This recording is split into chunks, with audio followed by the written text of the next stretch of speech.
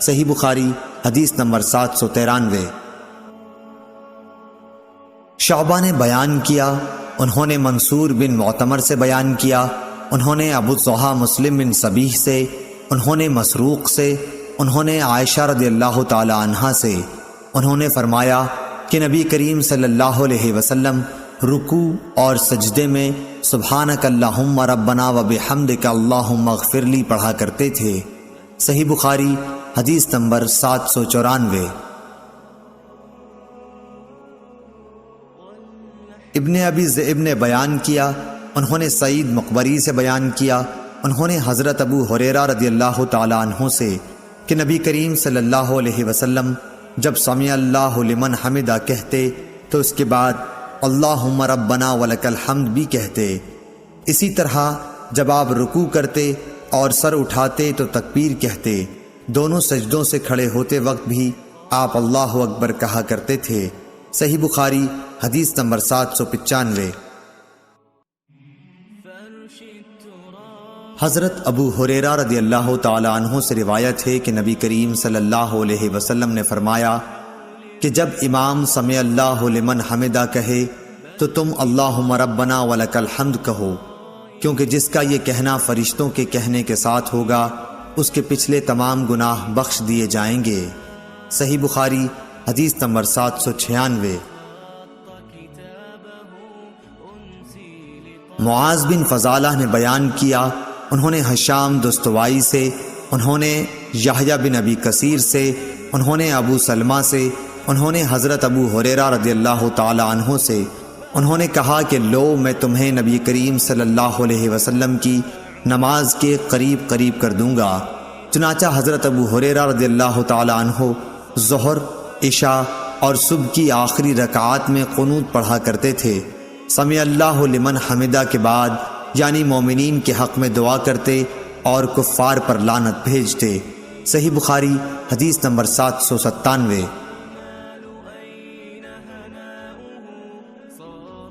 اسماعیل بن علی نے بیان کیا، انہوں نے خالد حذا سے بیان کیا، انہوں نے ابو قلابہ عبداللہ بن زید سے، انہوں نے انس رضی اللہ تعالی عنہ سے کہ آپ نے فرمایا کہ دعائے قنوت فجر اور مغرب کی نمازوں میں پڑھی جاتی ہے۔ صحیح بخاری حدیث نمبر 798۔ رفاعہ بن رافع زرقی نے کہا کہ ہم نبی کریم صلی اللہ علیہ وسلم کی اقتداء میں نماز پڑھ رہے تھے، جب آپ رکوع سے سر اٹھاتے تو سمع اللہ لمن حمدہ کہتے۔ ایک شخص نے پیچھے سے کہا ربنا ولک الحمد حمدا کثیرا طیبا مبارکا فیہ۔ آپ صلی اللہ علیہ وسلم نے نماز سے فارغ ہو کر دریافت فرمایا کہ کس نے یہ کلمات کہے ہیں؟ اس شخص نے جواب دیا کہ میں نے۔ اس پر آپ صلی اللہ علیہ وسلم نے فرمایا کہ میں نے 30 سے زیادہ فرشتوں کو دیکھا کہ ان کلمات کو لکھنے میں وہ ایک دوسرے پر سبقت لے جانا چاہتے تھے، اس سے ان کلمات کی فضیلت ثابت ہوئی۔ صحیح بخاری حدیث نمبر 799۔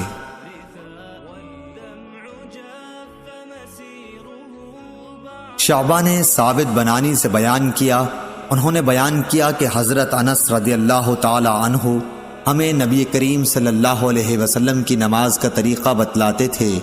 چنانچہ آپ نماز پڑھتے اور جب اپنا سر رکوع سے اٹھاتے تو اتنی دیر تک کھڑے رہتے کہ ہم سوچنے لگتے کہ آپ بھول گئے ہیں۔ شعبہ نے حکم سے بیان کیا، انہوں نے ابن ابی لیلہ سے، انہوں نے برا بن عازب رضی اللہ تعالی عنہ سے، انہوں نے کہا کہ نبی کریم صلی اللہ علیہ وسلم کے رکوع، سجدہ، رکوع سے اٹھاتے وقت اور دونوں سجدوں کے درمیان کا بیٹھنا تقریباً برابر برابر ہوتا تھا۔ صحیح بخاری حدیث نمبر 801۔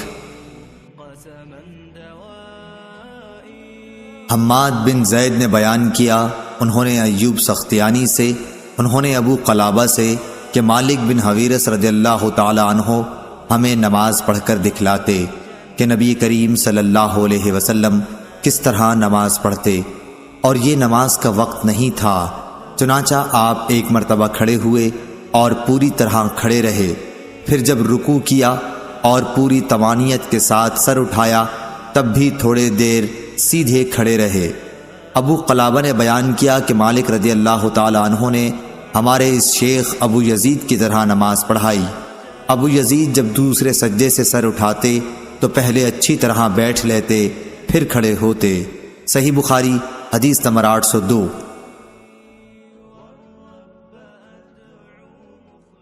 شعیب نے خبر دی، انہوں نے زہری سے، انہوں نے کہا کہ مجھ کو ابو بکر بن عبد الرحمن بن حارث بن حشام اور ابو سلمہ بن عبد الرحمن نے خبر دی کہ حضرت ابو ہریرہ رضی اللہ تعالی عنہ تمام نمازوں میں تکبیر کہا کرتے تھے، خواہ فرض ہوں یا نہ ہوں، رمضان کا مہینہ ہو یا کوئی اور مہینہ۔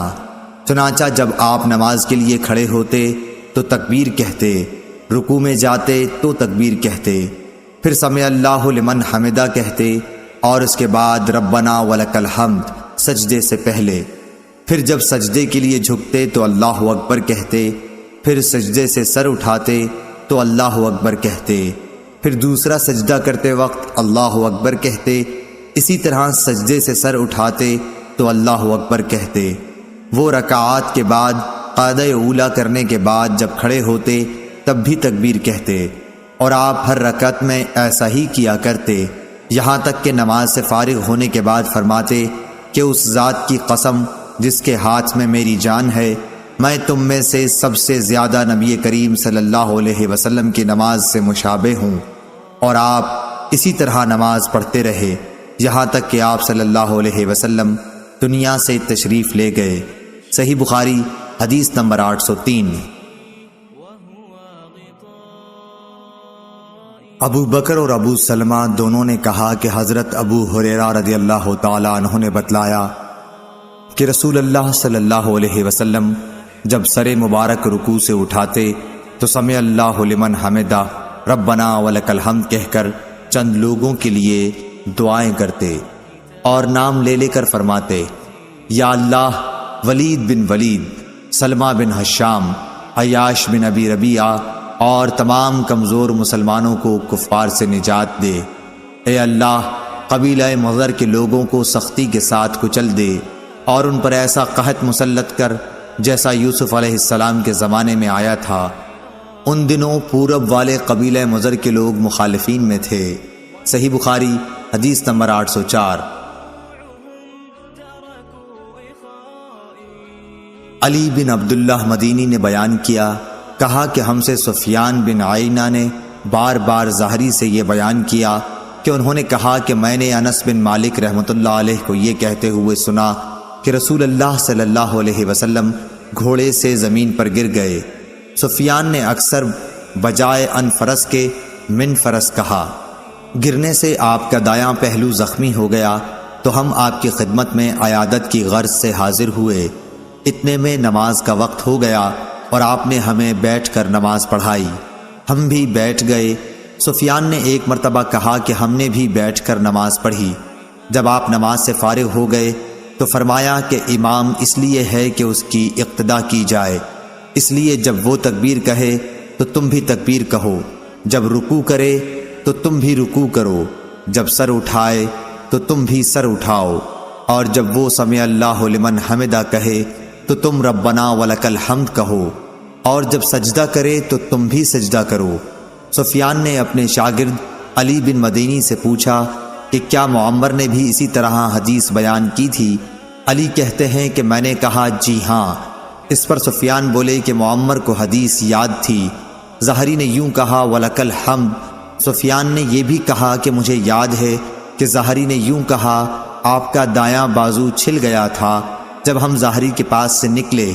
ابن جریح نے کہا میں زہری کے پاس موجود تھا تو انہوں نے یوں کہا کہ آپ کی داہنی پنڈلی چھل گئی۔ صحیح بخاری حدیث نمبر 805۔ سعید بن مسیب اور عطا بن یزید لیثی نے خبر دی کہ ابو ہریرہ رضی اللہ تعالی عنہ نے انہیں خبر دی کہ لوگوں نے پوچھا یا رسول اللہ کیا ہم اپنے رب کو قیامت میں دیکھ سکیں گے؟ آپ نے جواب کے لیے پوچھا کیا تمہیں 14ویں رات کے چاند کو دیکھنے میں جبکہ اس کے قریب کہیں بادل بھی نہ ہو شبہ ہوتا ہے؟ لوگ بولے ہرگز نہیں یا رسول اللہ صلی اللہ علیہ وسلم۔ پھر آپ نے پوچھا اور کیا تمہیں سورج کے دیکھنے میں جبکہ اس کے قریب کہیں بادل بھی نہ ہو شبہ ہوتا ہے۔ لوگوں نے کہا کہ نہیں یا رسول اللہ۔ پھر آپ نے فرمایا رب العزت کو تم اسی طرح دیکھو گے۔ لوگ قیامت کے دن جمع کیے جائیں گے، پھر اللہ تعالیٰ فرمائے گا کہ جو جسے پوجتا تھا وہ اس کے ساتھ ہو جائے۔ چنانچہ بہت سے لوگ سورج کے پیچھے ہو لیں گے، بہت سے چاند اور بہت سے بتوں کے ساتھ ہو لیں گے۔ یہ امت باقی رہ جائے گی، اس میں منافقین بھی ہوں گے۔ پھر اللہ تعالیٰ ایک نئی صورت میں آئے گا اور ان سے کہے گا کہ میں تمہارا رب ہوں۔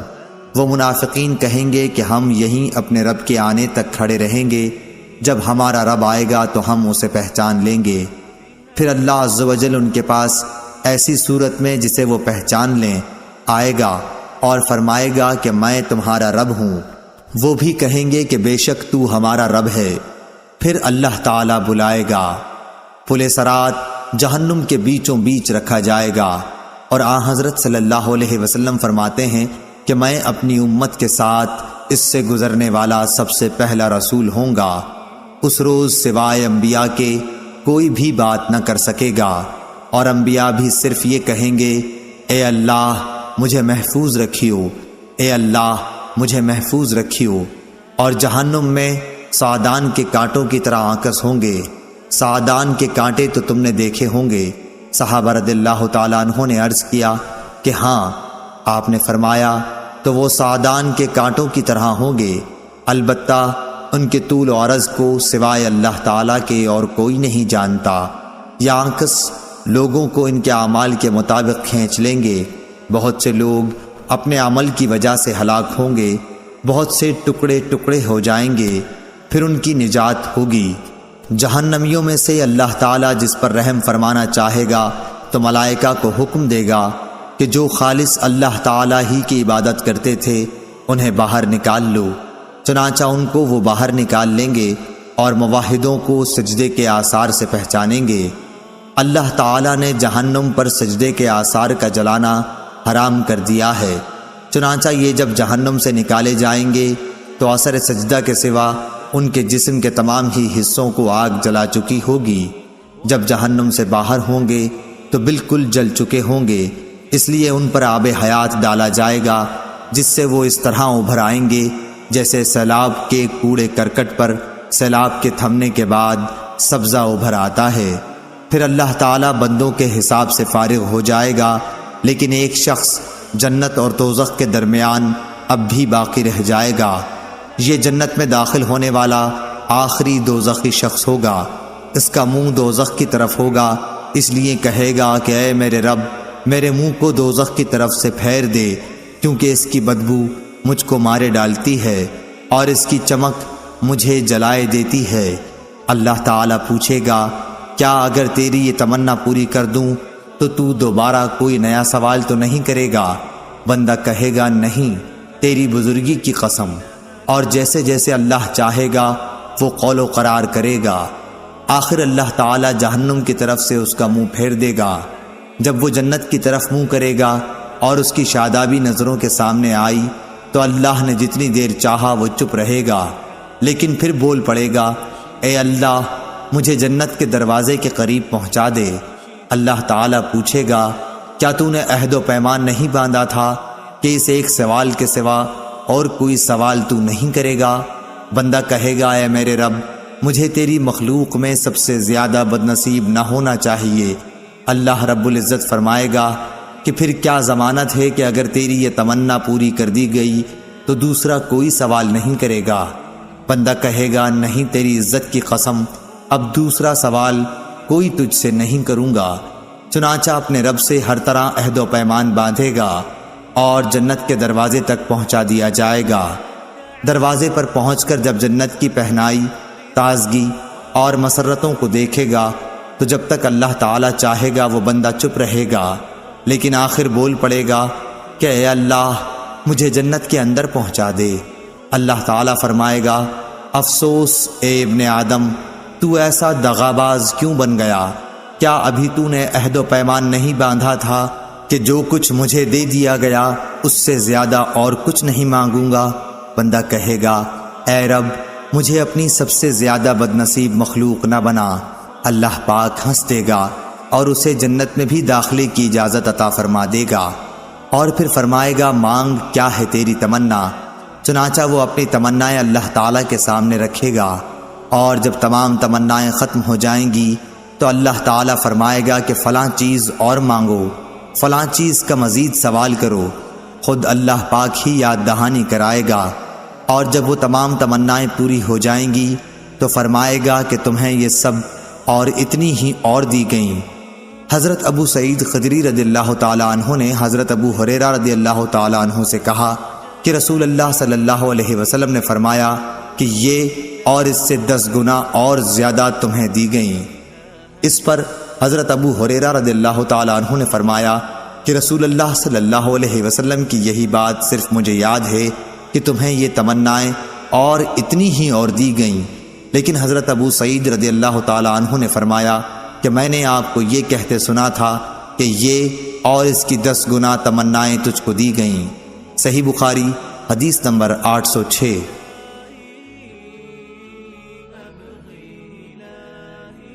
یحییٰ بن بکیر نے بیان کیا، کہا کہ مجھ سے بکر بن مضر نے عفر بن ربیعہ سے بیان کیا، انہوں نے عبد الرحمن بن حرمز سے، انہوں نے عبداللہ بن مالک بن بحینے سے کہ نبی کریم صلی اللہ علیہ وسلم جب نماز پڑھتے تو سجدے میں اپنے دونوں بازوؤں کو اس قدر پھیلا دیتے کہ بغل کی سفیدی ظاہر ہو جاتی تھی۔